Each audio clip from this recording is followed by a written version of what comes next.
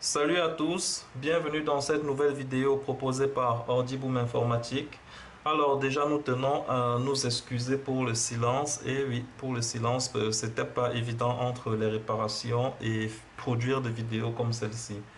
Déjà nous remercions les personnes qui ont apprécié la précédente vidéo, c'est-à-dire comment tester les transistors, et nous remercions aussi les personnes qui se sont abonnées à notre chaîne. Donc pour cette nouvelle vidéo, nous allons parler des diodes, c'est-à-dire nous allons parler des diodes classiques, nous allons parler du pont de diode, nous allons parler aussi des diodes Schottky. Bon, je vais aussi parler de la diode Zener. J'ai trouvé pour le reste des diodes leurs composants sur les casques que j'ai, mais la diode Zener, aussi bizarre que ça paraît, j'ai pas pu la retrouver. Aussi bizarre que ça paraît. Bon, nous allons parler de la diode. Nous allons commencer par la diode classique. Alors, à quoi ressemble une diode classique? La diode classique, là, vous allez la retrouver sur tous les circuits imprimés, c'est-à-dire le circuit de carte mère d'un chargeur de laptop, carte mère d'un téléviseur, euh, carte mère d'un desktop. Vous allez retrouver la diode partout. Donc, voici à quoi ressemble une diode. C'est de manière physique, hein. Voilà. Vous allez remarquer qu'elle a un anneau ici. Cet anneau-là, tout le secteur est noir, mais ici, c'est un demi-cercle comme ça. C'est un cercle, en fait, ce côté-ci, qui est hachuré. Voilà. On va vous expliquer pourquoi c'est comme ça.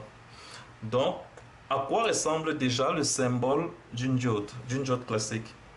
Voilà, je répète, hein, mes schémas, ce ne sont pas les meilleurs qui existent, hein. Pour plus d'informations, vous allez vous rendre sur Google, vous aurez un meilleur aperçu que ce que je fais ici. Voilà, comme ça, là. Je vais zoomer un peu l'image, hein, j'ai l'impression que c'est de loin. Voilà, voilà. Donc là, nous avons le symbole d'une diode, c'est pas fini. Ici, nous avons l'anode, ce que nous appelons l'anode, et ici, nous avons la cathode. Donc, l'anode, c'est le côté plus, la cathode, c'est le côté moins. Et le courant circule dans une diode du positif vers le négatif. C'est le sens conventionnel de circulation du courant. Donc, maintenant, à partir de ce composant, comment distinguer où est l'anode, où est la cathode? La cathode, c'est le côté hachuré de ma diode. Ce côté que vous voyez, je ne sais pas si c'est flou. Voilà, c'est ce côté-ci, hachuré, qui est la cathode. Tout ce côté est l'anode. Donc, voici l'anode, ici, cette branche. Et là, c'est la cathode. Je répète, le côté hachuré m'indique que ici, c'est la cathode qui est le côté négatif et l'anode est le côté positif. Comment le reconnaître lorsque on a une diode classique en main? C'est juste que là, ce côté-ci qui est hachuré indique que nous sommes en présence de la cathode et de l'autre côté de l'anode. C'est aussi simple que ça. Donc, par rapport à ce que j'ai dit, lorsque j'ai expliqué que le sens du courant, le courant traverse une diode de l'anode vers la cathode, c'est-à-dire que le courant traverse dans ce sens, comme ça. Il entre par l'anode, il ressort par la cathode, et pas dans l'inverse. Maintenant, quel est le rôle d'une diode? La diode laisse passer le courant dans un seul sens, c'est-à-dire dans le sens conventionnel, de l'anode vers la cathode, et jamais dans le sens inverse. Jamais. Le courant ne passe pas de la cathode vers l'anode. Et qu'est-ce qui se passe lorsque le courant arrive sur une diode de la cathode vers l'anode? La diode se bloque. Et quand elle se bloque, elle se détruit. Donc, elle empêche la circulation du courant. Et comment est-ce qu'on l'utilise généralement dans un circuit? On l'utilise par exemple, je prends un exemple simple, hein, de circuit. Voilà, là nous avons une résistance comme ça. Là, nous sommes en présence d'une résistance. Et ici, disons que nous sommes en présence de notre diode. D'accord? Et que le courant passe dans ce sens, ce qui est normal parce que là nous avons l'anode et ici la cathode. D'accord? Maintenant, si nous avons ici un composant quelconque, hein, un composant quelconque, hein, qui ne supporte pas les polarités, c'est-à-dire qui ne supporte pas, euh, qui ne comporte pas comme un condensateur de côté plus, de côté moins, ou alors comme une diode de côté plus, de côté moins. C'est pour ça que je parle de polarité. Si on a un composant ici, juste après notre diode, qui ne supporte pas de polarité, et que lorsque peut-être, en voulant faire une réparation un peu plus en avant, je sais pas, on rate quelque chose, ou alors si peut-être on arrache un composant qui avait un rôle très essentiel et que là maintenant on se retrouve en train de faire passer le courant dans ce sens. C'est-à-dire auparavant il montait, maintenant on se retrouve en train de faire passer le courant dans ce sens. Il va détruire ce composant. Parce que lui déjà il n'a même pas de polarité, il ne supporte pas les polarités. Déjà il détruit ce composant qui est là. Mais lorsqu'il va arriver devant la diode va s'opposer au passage inverse du courant, c'est-à-dire que la diode va empêcher le courant de traverser de la cathode vers l'anode.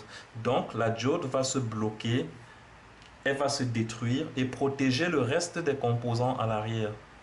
Donc c'est pour ça que la diode a un rôle très important. C'est pour ça qu'on dit que la diode ne laisse passer le courant dans un seul sens, de l'anode vers la cathode. Maintenant, comment tester une diode? Chose vraiment, vraiment très facile. C'est pas comme les transistors qu'on a vu la dernière fois où, voilà, encore que les transistors, ça varie en fonction de... Les MOSFET, ça varie en fonction du constructeur. On reviendra vraiment là-dessus sur les transistors, les MOSFET. Donc, comment tester une diode? Voilà. N'oublions pas, je me rappelle, j'insiste vraiment dessus, le sens.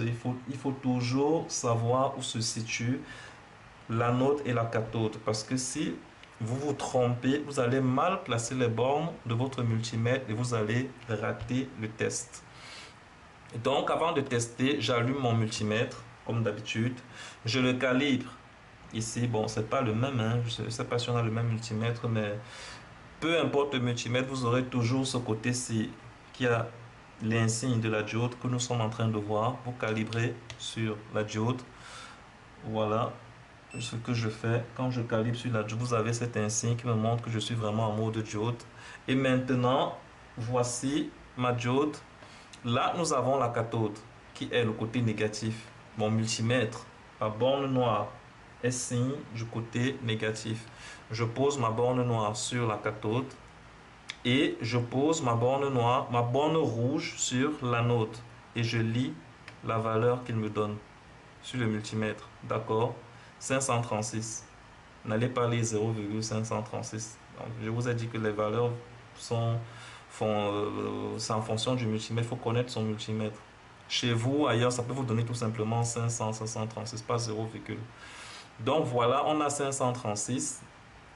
Et maintenant, là, nous sommes dans le sens conventionnel du courant. C'est-à-dire, nous avons testé notre diode dans le sens plus vers moins.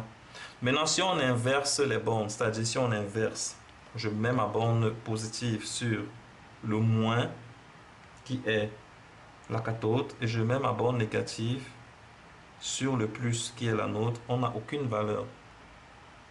Donc, d'un côté, elle est passante, d'un autre côté, elle est bloquée. C'est juste comme ça qu'on teste une diode.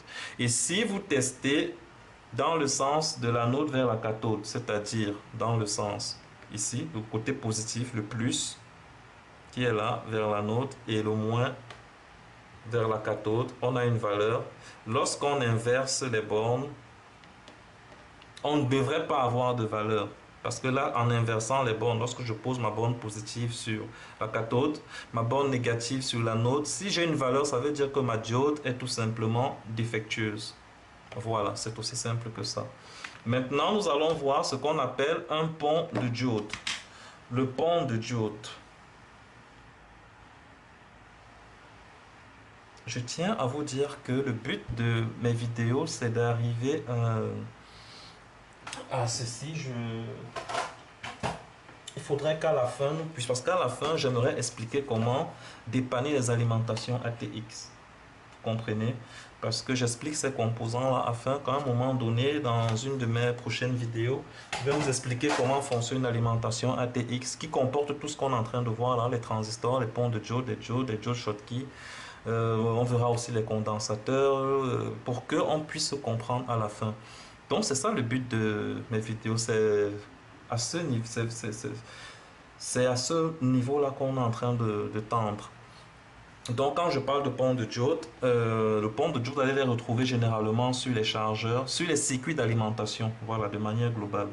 Tous les circuits d'alimentation, c'est-à-dire l'alimentation ATX que je viens de sortir, les chargeurs des laptops, vous allez trouver toujours et toujours un pont de diode. Donc voilà comment est-ce qu'il fonctionne, comment est-ce qu'on le teste. Le symbole du pont de diode, voilà à quoi ressemble un pont de diode. Juste ici encore, j'insiste dessus, hein, mes schémas ne sont vraiment pas conventionnels. Voilà, je viens comme ça, comme ça, comme ça. Alors, nous avons une diode là, une autre diode là. Ici, nous avons une diode. Et là, une autre diode.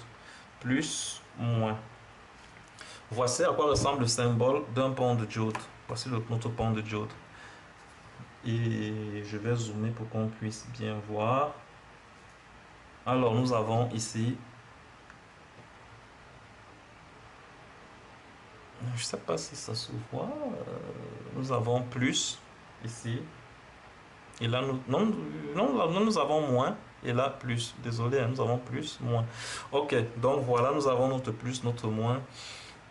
Le courant entre par là, il ressort par là. À quoi sert le pont de diode? Le pont de diode, il sert tout simplement à redresser une tension. Et on va l'expliquer amplement lorsqu'on arrivera sur une alimentation ATX pour vous expliquer comment est-ce que ça fonctionne. Ce sont des éléments très importants dans un circuit d'alimentation. Comment le tester? Le tester, c'est tout simple.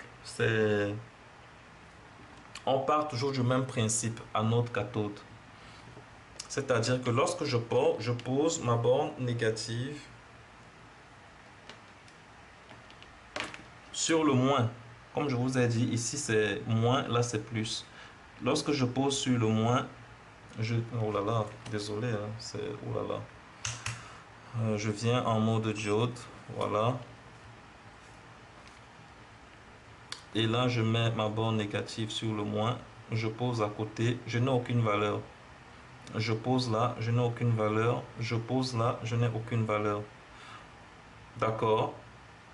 Lorsque je pose, j'inverse les polarités.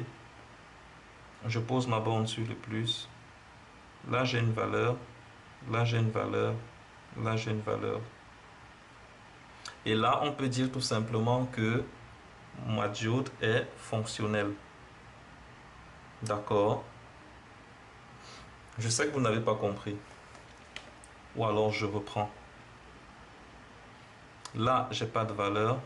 Là, j'ai pas de valeur. Là, j'ai pas de valeur. J'inverse les polarités. Là, j'ai une valeur. Là, j'ai une valeur. Là, j'ai une valeur. C'est tout simple. C'est le même principe. C'est-à-dire que on a toujours notre diode. D'accord? Comme ça. Maintenant, la diode, même si elle doit être passante d'un côté et d'un autre côté, elle ne doit pas être passante. C'est juste le même principe qu'on applique ici. Ça, c'est une façon simple de tester. Je peux tester encore différemment. C'est-à-dire que je peux mettre ma borne ici sur ces deux pattes là et là. Je ramène mon multimètre. Que vous voyez, voilà. Je pose ma borne là. Je n'ai même pas besoin de connaître les polarités. Je pose mon autre borne là. J'ai pas de valeur. Maintenant, j'inverse les polarités, c'est-à-dire là, je mets le rouge là où il y avait le noir et je mets le noir là où il y avait le rouge. J'ai une valeur. D'accord? Or, si je pose comme ça, j'ai une valeur, j'inverse les polarités, j'ai une valeur, ça veut dire qu'il y a déjà un problème sur mon pont de diode. Donc voilà la manière dont on teste un pont de diode, aussi simple que ça. Maintenant, nous allons voir ce qu'on appelle les diodes Schottky. Les diodes Schottky ressemblent beaucoup aux transistors. Mais comment est-ce qu'on fait la distinction? Et ce sera plus facile. Là encore, vous allez mieux comprendre lorsqu'on va prendre le cas d'une alimentation ATX. Mais les diodes Schottky, elles aussi, sont responsables du redressement de la tension continue. Vous allez mieux comprendre cela. Maintenant, pour des personnes qui savent un peu de quoi je parle, vraiment, c'est pas compliqué à tester, hein. Les diodes Schottky, déjà, je zoome hein, pour qu'on puisse voir un peu mieux. Voilà. Les diodes Schottky, déjà cette patte-ci, bon, tout ça sont des diodes Schottky, hein, dont l'exemple que je prends sur l'un, c'est valable pour les deux autres. Elles ont trois pattes, aussi comme les transistors, sauf que ici, nous avons les deux extrémités de gauche et de droite. Là, ce sont les pattes, ce sont les... Comment dire? C'est l'anode. Voilà, c'est l'anode. Cette patte-ci, c'est l'anode. La patte d'extrême droite aussi, c'est de l'anode. Mais la patte du milieu, c'est la cathode. Donc là, nous avons plus, plus et moins. Plus, plus, moins. Donc ici, c'est l'anode. Là, c'est-à-dire la patte d'extrême gauche. La patte d'extrême droite, c'est l'anode. Et tout au milieu, c'est la cathode. Donc pour le tester, c'est très simple. Je pose mon multimètre sur la cathode, c'est-à-dire le côté négatif. Je pose sur l'anode. Je dois avoir une valeur. Donc je reprends. Je pose ma borne noire sur la cathode, la borne rouge sur l'anode. Je dois avoir une valeur sur le multimètre, tel que vous voyez. Et lorsque je prends encore ma borne rouge pour la poser sur l'anode d'extrême droite, là, j'ai aussi une valeur. Maintenant, lorsque je veux m'assurer que ma diode Schottky est bonne, je pose maintenant ma borne rouge sur la cathode. Parce que d'un côté, j'ai eu les valeurs, c'est-à-dire, mais maintenant, j'inverse les polarités et je ne devrais plus avoir de valeur. Et quand je pose encore ma borne négative sur la cathode, sur l'anode d'extrême droite, voilà, je n'ai toujours pas de valeur. Mais si j'avais une valeur, ça voudrait tout simplement dire que ma diode Schottky est défectueuse. Et là, je la remplace tout simplement avec une autre. Donc, pour finir, nous allons, avant de terminer, pour que vous compreniez comment est-ce que, oui, c'est très important. C'est-à-dire que là, nous avons trois pattes. Donc, je prends comme ça, au milieu et là. D'accord? Voilà, voici ma diode Schottky comme ça que j'ai représenté.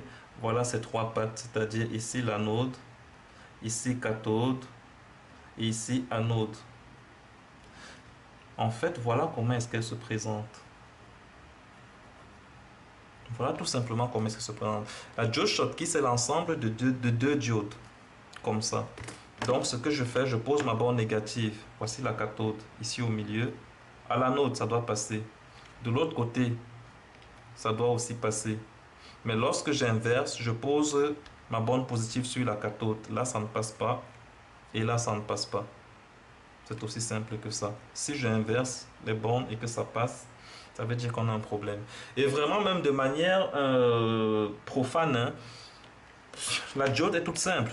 C'est-à-dire, même si vous vous trompez de borne, si d'un côté ça passe, inversez tout simplement les bornes. Si de l'autre côté, ça ne passe pas, ça veut dire que votre diode est bonne.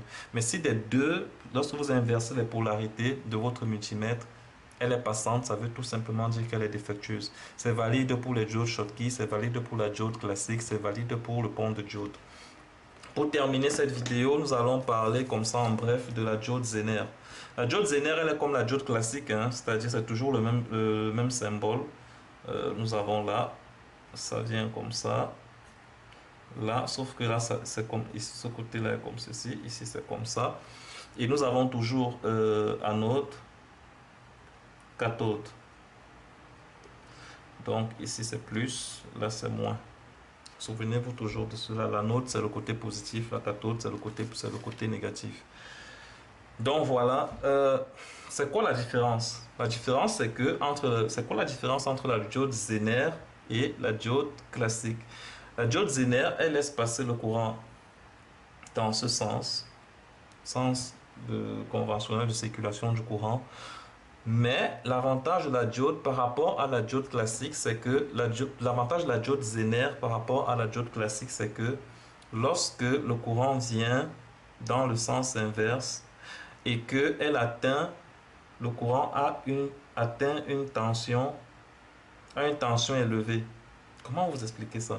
C'est-à-dire que lorsque le courant vient dans le sens inverse et qu'il a une tension élevée qui est la tension de claquage de la diode Zener, au lieu de se bloquer et de se détruire, il va laisser passer le courant dans le sens inverse.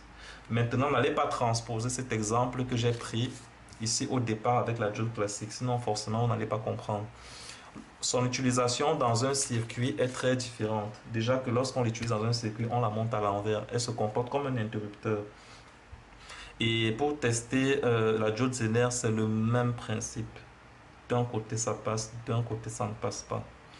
Lorsque ça passe de l'autre côté uniquement lorsque le courant qui arrive sur la diode, Zener a atteint sa tension de claquage. Qu'est-ce que je veux dire par là?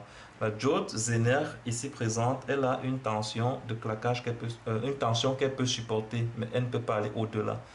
Je prends un exemple banal, c'est-à-dire que une tension de 12 volts qui arrive dans ce sens-ci sur la diode Zener, une tension de 12 volts. Oh, j'écris n'importe quoi. 12 volts, voilà 12 volts qui arrive dans ce sens sur la diode Zener et que la tension de claquage, c'est-à-dire que est de 6 volts de la diode Zener. Si la tension de claquage, c'est-à-dire que le courant qui ne peut pas supporter, il peut supporter à 6, il peut supporter à 5 volts, 5,8, 5,9, mais lorsqu'il reçoit déjà 6 volts ou plus de 6 volts, il claque. C'est ça, c'est ça que j'appelle la tension de claquage. Donc lorsque le courant arrive sur la diode Zener et qu'elle est supérieure à 6 volts, ça veut dire que la diode va ressentir que le courant qui arrive est supérieur par rapport à sa tension de claquage. Donc au lieu de se détruire, elle va plutôt laisser tout le courant passer dans le sens inverse. Donc voilà. Merci d'avoir suivi cette vidéo. N'oubliez pas de liker la vidéo. Écrivez-moi si possible sur mon numéro WhatsApp ou alors sur mon adresse mail si vous avez besoin d'informations complémentaires. Donc voilà, portez-vous bien et agréable journée. Bye bye.